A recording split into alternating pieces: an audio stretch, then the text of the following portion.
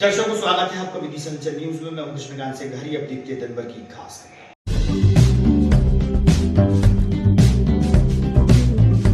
मां नर्मदा घाट के किनारे होगी श्रीमद् भागवत कथा। श्रद्धालु होंगे शामिल, पंडित संतोष शास्त्री ने बताया।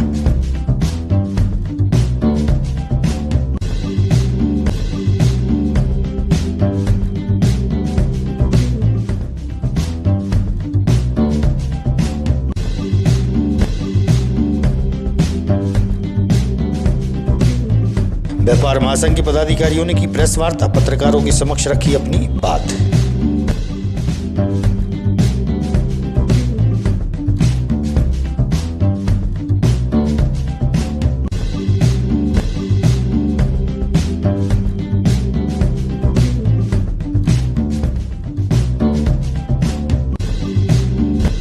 समय पर वेतन न मिलने से खफा नगरपालिका के दरोगा ने बजवाए डबले, किया विरोध।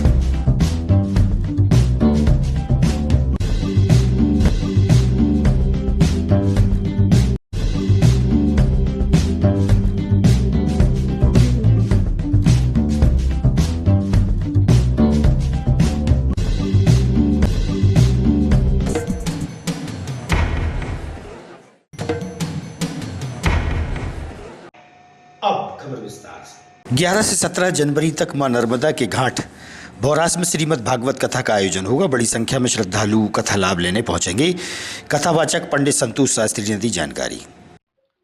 पंडित संतोष शास्त्री, पूरनपुरा गली नंबर 4। जो नर्मदा जी में जो नर्मदा जी के तट पर कौन सा घाट है, तो किस तरीके का आयोजन होता है आपके द्वारा? ये नर्मदा जी के तट पे जिला रायसेन में तहसील उदयपुरा के पास में भौरास घाट है और भौरास घाट पर जो है प्रति वर्ष के अनुसार इस वर्ष भी जो है कथा का आयोजन रखा गया है। विगत पिछले 14 वर्षों से ये निरंतर कार्य चल रहा है और इस बार की जो कथा है वो 14वें वर्ष की कथा और 14वीं कथा मां नर्मदा के तट पर भौरास में जो है 11 तारीख से प्रारंभ हो रही है और ये 17 तारीख तक चलेगी।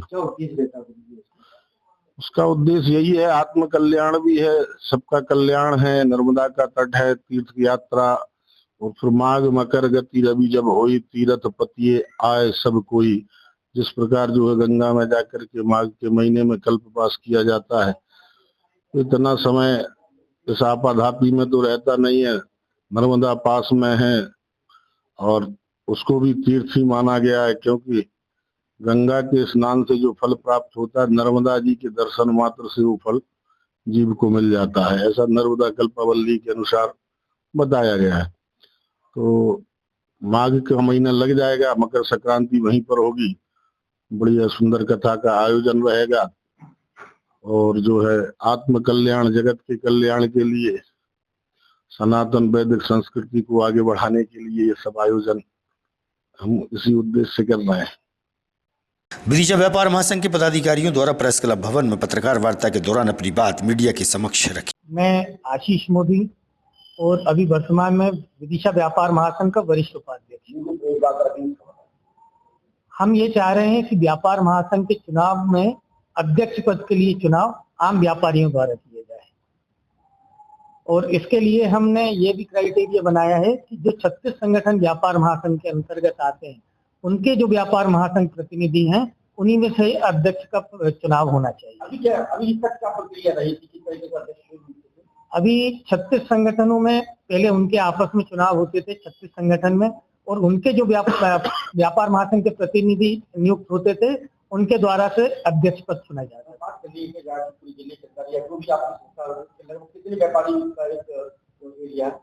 ये मान लीजिए लगभग 10 से 15 हजार व्यापारी विदिशा शहर में है। हर देश की एक अलग मार्केटिंग पद्धति होती है। मॉल कल्चर उन देशों में ठीक है जहाँ दुकानें कम है।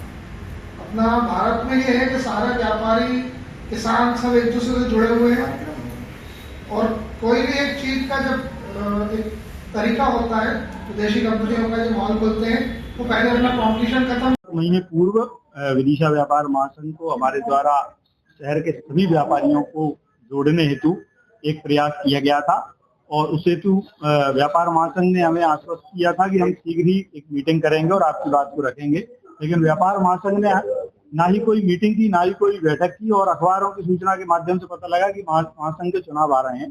तो हमारा केवल इतना सा निवेदन है, केवल अध्यक्ष पद के लिए विदिशा के हर एक व्यापारी को मतदान का अधिकार मिले, और बाकी के जो 6 पद हैं और डायरेक्टर जो प्रथा है वो यथावत रहे।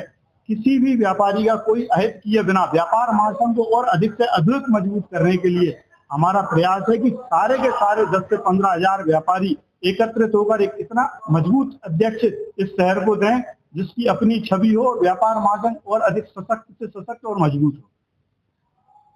जो सदस्य वाला है वो क्या है? आज से हमारी ये मुहिम शुरू हुई है। हम विदिशा के हर व्यापारी तक पहुंचकर और उसे अपनी जो बातें हैं इनसे हम उसको अवगत कराएंगे, और अगर वो हमारी बातों से सहमत है तो हम उससे हस्ताक्षर अभियान कराकर उसकी फर्म, दुकान, नाम सहित पूरा एक हस्ताक्षर अभियान शुरू कर चुके हैं, जिसकी आज से शुरुआत हो गई है। और शीघ्र ही इन सब के हस्ताक्षर करने के बाद हम महासंघ को ये हस्ताक्षर अभियान सौंपेंगे। इतने व्यापारी आपसे जुड़ना चाहते हैं, कृपया इन्हें जोड़ें।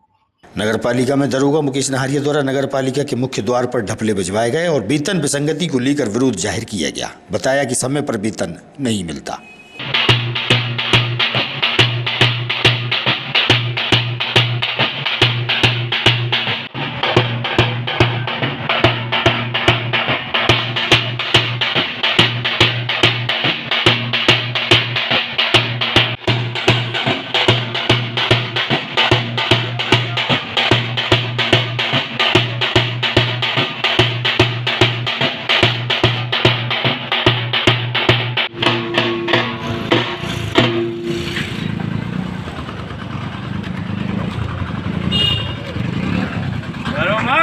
अपने अधिकार के लिए लड़ो। क्या मामला भैया? मेरा नाम मुकेश नहारिया है और नगर पालिका में सफाई दरोगा के रूप में कार्यरत हूँ, और मेरा ये दूसरी बार आंदोलन है। ख़ास तौर से आंदोलन मेरा कोई राजनीति नहीं है, किसी ने मुझे भेजा नहीं है, लेकिन मेरा आंदोलन है वेतन को लेकर।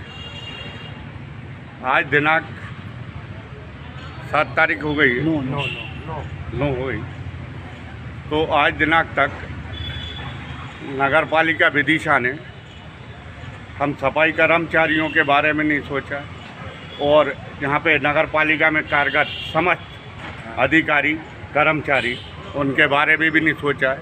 तो ये मेरा दूसरी बार का आंदोलन है। मेरा इनसे ये निवेदन है कि आप एक समय बता दो, 1 से लेके 5 तक की हमें तारीख बता दो, ताकि कर्मचारी आपको इस प्रकार के आंदोलन के लिए बाध ना हो, आपको आलोचना ना करे। भाई जीवन भर हमें, जब तक हमारा जॉब है, हमें आप ही की सेवा करना है, जनता की सेवा करना है, आपने भी जनता की सेवा करना है, ठीक है ना। लेकिन हमें ये बताओ, हम सेवा से किस चीज़ से जुड़े हैं? वेतन से जुड़े हैं ना। तो आप ये बताइए कि हमारा वेतन क्यों नहीं मिल रहा है? कितने महीने से नहीं मिला? किन किन लोगों को? ना सिर्फ लेट होता भैया। अभी वेतन तो मिल रहा है, लेकिन सीमित समय पे नहीं मिल रहा है। अब आप ये बताइए, अभी बच्चों की वार्षिक परीक्षा होने वाली, फीस भरना है। सफाई कर्मचारियों में तो आप, मैं बताऊं कि किराए से भी रहते हैं, और सारी व्यवस्थाएं कहाँ से चलती हैं? उधार से। उधार जानी राशन वाला, उधार जानी जो भी A to Z। लेकिन वो उनको जब बोलते हैं, उनसे ये बोलते हैं, अरे वो हमसे क्या बोलते हैं, अरे आप हमें चूतिया बना रहे हैं, आपको वेतन मिल गए। कहाँ मिल गए? हम उनको हकीकत साबित नहीं कर सकते। हमारा प्रशासन से और शासन से पूर्व में भी यही निवेदन रहा था। ये दूसरी बात आंदोलन करा है मैंने, ये ढपले वाला मजबूरी में। यार इतनी एक गिलास नगर पालिका, मतलब पार्षद नंगे होंगे, उनके वार्ड में काम शुरू हो जाएंगे। कर्मचारी भी नंगे होने लगे क्या? हमारे भी काम हो जाएंगे। मतलब पार्षद नंगे होंगे, वो आपका विरोध करेंगे तो आप उनके लिए नष्ट कदम हो जाएंगे। लेकिन कर्मचारी आपका पीड़ित है, उसकी कौन सुनेगा? उसकी कौन सुनेगा भाई? हमारा मीडिया सुनेगा, हमारी जनता सुनेगी जिसकी हम सेवा कर रहे हैं। हमारे पूर्वजों से लेके आज तक सफाई कर्मचारी हूँ, पूर्वजों से लेके आज तक विदिशा की सेवा इतनी करी है। आज तक की डेट में ऐसी नगर पालिका और ऐसी नगर पालिका परिषद मैंने अपने जीवन में नहीं देखी भैया रे। ये बताओ, मैं आपसे गुजारिश करूंगा आप अच्छा छापें और शानदार छापें और हमारे हित की भी और शहर की जनता के हित की भी। अब जिन पार्षद जो पार्षद नंगे भाई थे उनके वार्ड में काम हो रहा है, अब और भी पार्षद नंगे हो जाएं उनके वार्ड में काम होगा, तो हम भी कर्मचारी भी नंगे हो जाएं क्या?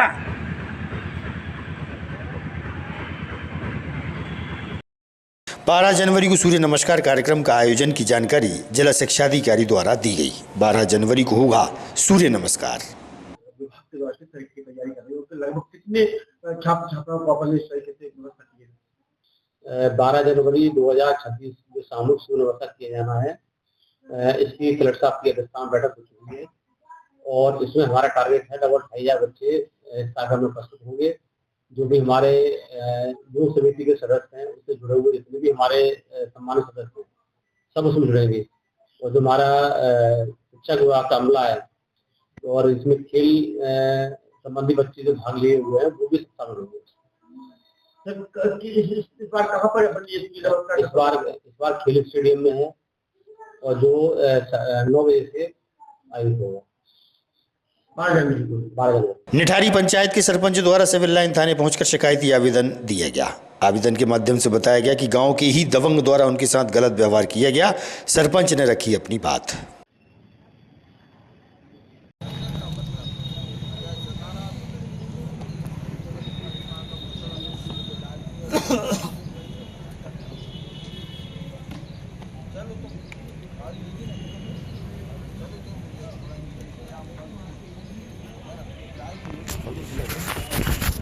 बलराम मेहरबार क्या है आप? मैं सरपंच, वर्तमान सरपंच निठारी पंचायत से। निठारी से? तो आज किस लिए आवेदन देने के लिए आया? ये मैं भदौरा गांव में गया था, इंजीनियर मैडम थी, पद्मी मालवी साथ में और सचिव महोदय थे मेरे साथ में, एक मिस्त्री भी था। तो जी मैं भदौरा गांव गया था, बिल्डिंग बनी है विधायक निधि से सामुदायिक भवन, उसे बताने ले गया था कि ये काम पूरा हुआ है, आप जाँच कर लो।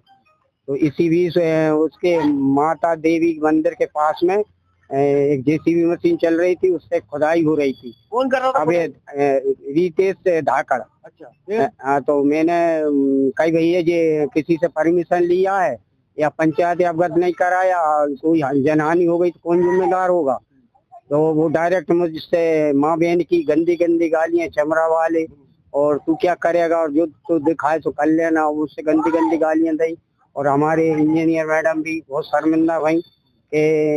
ये तो मैडम कौन थी? पद्मी मालवी थी, भोपाल से आती पद्मी मालवी। अब किसके शिकायत देने आए? हम थाने में रिपोर्ट लिखाने आए हैं कि हमारे लिए जान से मारने की धमकी भी दे रहा हो और कोई भी जनहानि कर सकता है वो मेरे साथ में। तो मेरी तत्काल इसकी कार्रवाई होनी। आगामी खबरों के लिए आप देखते रहिएगा विदिशा अंचल न्यूज। हमें दीजिए इजाजत। नमस्कार।